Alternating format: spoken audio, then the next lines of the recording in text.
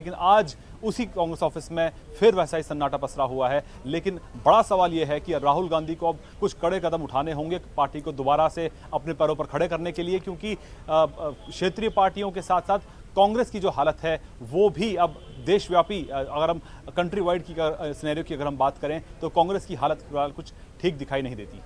बिल्कुल शैलेंद्र, एक चीज़ और जानना चाहेंगे। जाहिर सी बात है बीजेपी के खेमे में जश्न का माहौल है, खुशी का माहौल है, सब जगह पटाखे फूट रहे हैं, लड्डू तकसीम किए जा रहे हैं, मिठाइयाँ तकसीम की जा रही हैं। क्या एनडीए या बीजेपी की कोई मीटिंग होने वाली है आज शाम तक? इस तरह की कोई खबरें आ रही हैं या सरकार कब तक बना सकती है? हलफबर्दारी की तकरीब कब होगी? इस ताल्लुक से कुछ जराये के हवाले से खबर मिल पा रही हो?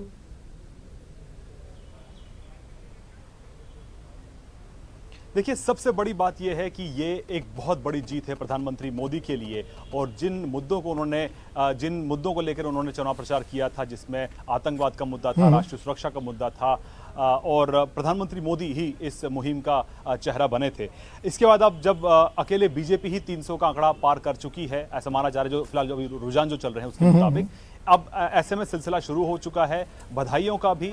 और प्रधानमंत्री मोदी ने कुछ देर पहले ट्वीट भी किया था, सबका साथ सबका विकास और सबका विश्वास, ऐसा उन्होंने ट्वीट भी किया था। इसके अब बात करें सरकार बनाने को लेकर, तो आज शाम को पार्लियामेंट्री बोर्ड की बैठक होनी है देर शाम बीजेपी के हेडक्वार्टर में। उसके बाद कल शाम 5:15 बजे काउंसिल ऑफ मिनिस्टर्स, जो पुराने मंत्री, पिछली सरकार के जो मंत्री हैं, वो एक बार फिर मुलाकात करेंगे कल शाम 5:15 बजे पार्लियामेंट एनेक्सी में। और ये कहा जा रहा है कि 26 मई को भाजपा सरकार बनाने का दावा करने जा रही है। तो मान लीजिए 26 मई के कुछ ही दिनों बाद जो है शपथ ग्रहण समारोह हो सकता है। तो ऐसे में कुल मिलाकर भाजपा में अगले 2 से 3 दिन तक लगातार जश्न का माहौल चलेगा और उसके बाद सरकार बनाने की 26 तारीख को शुरू हो जाएगी।